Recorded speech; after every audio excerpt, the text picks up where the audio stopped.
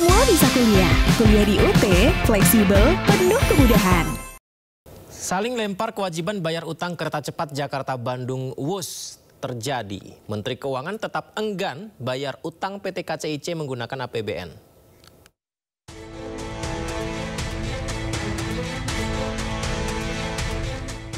Pasca beroperasi, proyek kereta cepat Jakarta-Bandung menyisakan utang dengan nilai fantastis mencapai 116 triliun rupiah.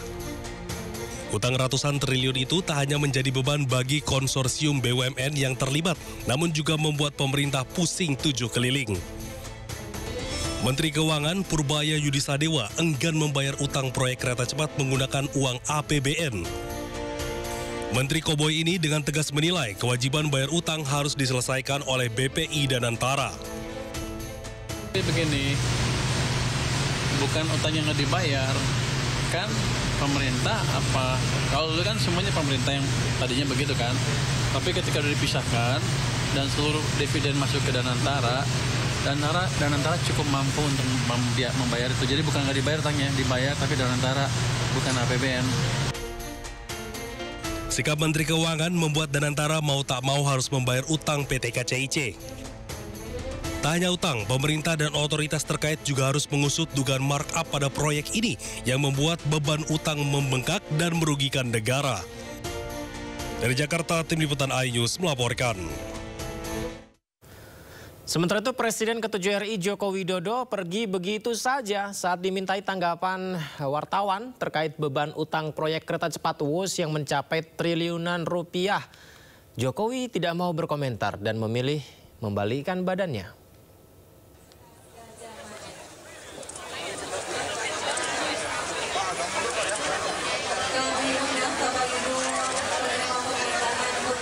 Inilah momen pemirsa Presiden ke-7 RI Joko Widodo di acara Disnatalis Fakultas Kehutanan UGM Jogja kemarin.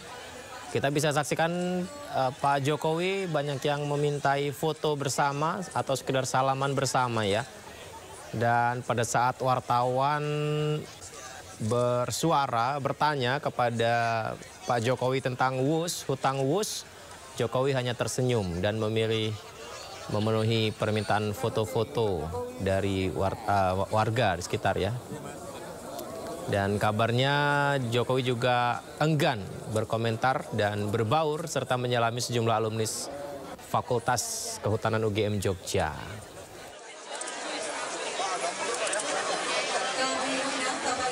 Terkait bus yang sekarang tidak APBN gimana Pak? Tanggapannya bus yang sekarang tidak pakai APBN gimana Pak? Bus Pak, kereta cepat Pak, gimana Pak tanggapannya Pak? Sekarang kan udah nggak pakai APBN Pak, harapan untuk Fakultas Kehutanan Pak?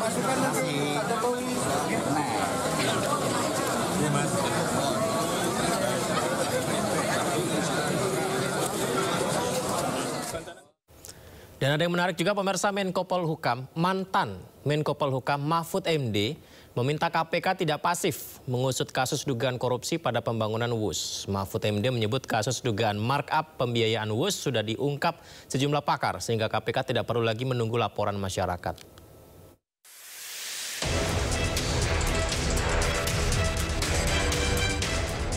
Mantan Menko Polhukam Mahfud MD menilai penanganan kasus dugaan markup biaya pembangunan kereta api cepat Jakarta-Bandung tidak perlu lagi menunggu laporan dari masyarakat ke Komisi Pemberantasan Korupsi. Mahfud menyebut kasus dugaan markup pembiayaan WUS sudah diungkap sejumlah pakar sebelum dirinya ikut berkomentar. Menurut Mahfud, dugaan markup dari 17 juta dolar Amerika Serikat menjadi 52 juta dolar Amerika Serikat per kilometer jalur WUS telah disampaikan Antoni Budiawan selaku pakar ekonomi politik dari Political Economy dan Policy Studies. Hal tersebut seharusnya menjadi material penyidikan dari KPK. Jadi jangan, kalau mau menyelidiki betul KPK, panggil Antoni Budiawan karena dia yang bilang di situ sebelum saya kan bilang ini Antoni Budiawan bilang begitu. Kan gampang kalau itu. Dan sekarang ini mestinya kalau ada hal seperti itu tidak perlu laporan, langsung diselidiki. Itu perlu laporan tidak masuk akal. Mahfud meminta KPK tidak bersifat pasif untuk mengusut kasus dugaan korupsi pada pembangunan WUS di masa pemerintahan Presiden ke-7 RI Joko Widodo. Tim Liputan iNews melaporkan. Ya, pernyataan Mahfud MD tadi menanggapi apa yang diungkap Ketua KPK Setia Budianto tentang dugaan markup di proyek kereta cepat Wus yang juga disampaikan mantan Menko Polhukam Mahfud MD. KPK berharap apa yang diinformasikan itu memiliki data pendukung. Sementara itu menurut pengamat kebijakan publik Agus Pambagio, dugaan tersebut kemungkinan hanya penyesuaian kurs mata uang asing saja.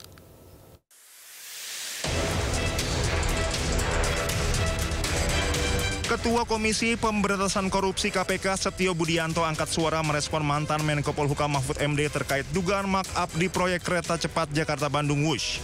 KPK berharap apa yang diinformasikan Mahfud memiliki data pendukung. Setio menegaskan setiap informasi yang ada akan terlebih dahulu ditelaah oleh kedeputian di KPK.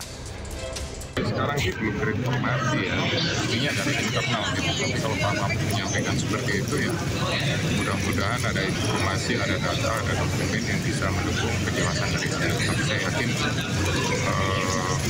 beliau mungkin punya gitu, tinggal nanti masyarakat atau apa ya. KPK punya ini nggak Pak untuk jemput bola gitu Pak, karena informasinya kan 3 kali lipat gitu Pak. Apanya itu?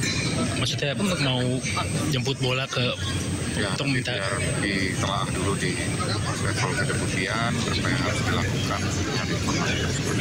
Ya. Sementara menurut pengamat kebijakan publik Agus Pambagio, dugaan tersebut bisa jadi disebabkan penyesuaian kurs mata uang asing. Meski demikian, Agus menambahkan tidak menutup kemungkinan adanya markup pada aspek lain, khususnya di sektor konstruksi. Di situ markupnya sih tidak, yang mungkin ada markup mungkin ya, itu padu konstruksi. Waktu konstruksi kan sempat ada 3 pilarnya dibongkar ulang, 1 pilar tuh 50 M, ya kan? Nah, mungkin dari situ.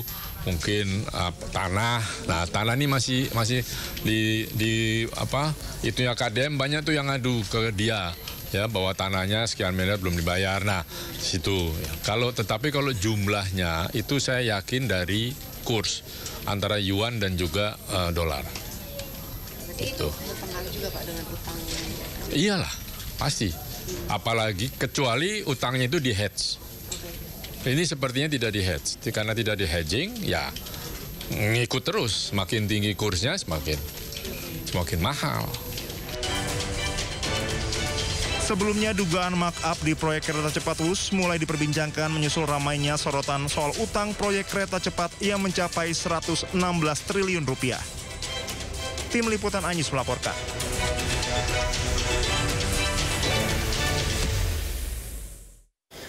Sementara itu mantan Sekretaris Kementerian BUMN Said Didu ikut menyoroti kenaikan anggaran proyek kereta cepat Jakarta-Bandung Wush yang mencapai 7 miliar dolar Amerika. Dari awalnya 5,5 miliar dolar Amerika. Ia meminta agar semua pihak yang terlibat dalam kenaikan anggaran ini dimintai pertanggungjawaban. Pihak-pihak yang terlibat dalam proyek Wush telah melaporkan kerugian signifikan akibat proyek ini. Salah satunya PT Wijaya Karya atau Wika yang mencatat kerugian mencapai 607,45 miliar pada kuartal 1 2024 akibat proyek Wush. Mantan Sekretaris Kementerian BUMN Said Didu menyoroti kenaikan anggaran proyek kereta cepat Wush. Said Didu meminta agar semua pihak yang terlibat dalam kenaikan anggaran ini dimintai pertanggungjawaban. Saya pikir bukan hanya Wush, yang lain juga harus dilakukan yang sama.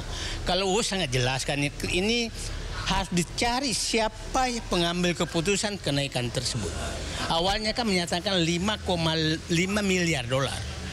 Terus ujungnya naik 7,1 miliar dolar. Artinya 30% loh. Nah, semua orang yang terkait pengambilan kebijakan menaikkan itu harus diperiksa. Karena aturan menaikkan anggaran itu berarti kan ada yang mengambil keputusan.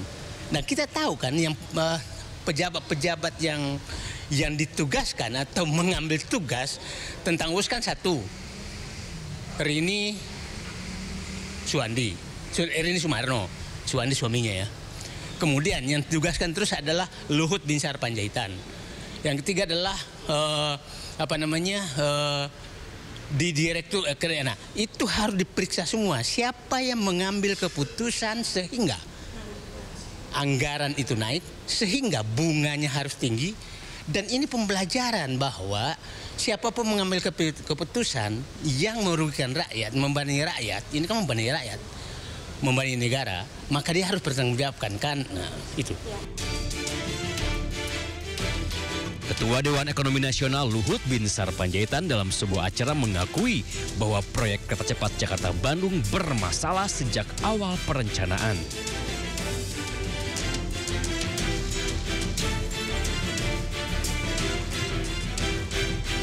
Sementara soal permasalahan utang proyek kereta cepat Jakarta-Bandung yang mencapai 116 triliun rupiah, Luhut mengatakan telah mengusulkan skema pembayaran kepada CEO Danantara Rosan Ruslani, bahkan ia percaya diri dalam waktu dekat akan terbit Kepres tentang hal tersebut. Kita tinggal nunggu Kepres saja, ada Kepres dari Presiden mengenai timnya, dan saya sudah koordinasi dengan Pak Rosan, karena dulu saya yang nanganin, jadi supaya berlanjut, saya sudah beritahu Pak Rosan, dan Pak Rosan juga sudah sepakat untuk segera kita tangani bersama-sama. Nanti kita lihatlah, sama dengan LRT mungkin ada gap-nya itu berapa triliun, nanti dari situ kita cicil, sehingga dengan itu nanti bisa jalan.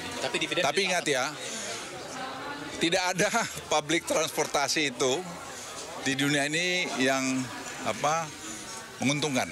Selalu banyak subsidi pemerintah, tapi tentu harus subsidi yang betul-betul terukur.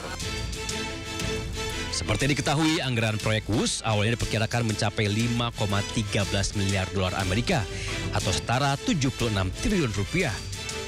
Namun biaya proyek ini mengalami pembengkakan hingga mencapai 7,2 miliar dolar Amerika atau sekitar 108 triliun. Sedangkan jumlah utang yang ditinggalkan dalam proyek ini bernilai fantastis, yaitu 116 triliun rupiah. Dari Jakarta, Anissa Rizkia, Aristiawan Sutrisno, iNews melaporkan.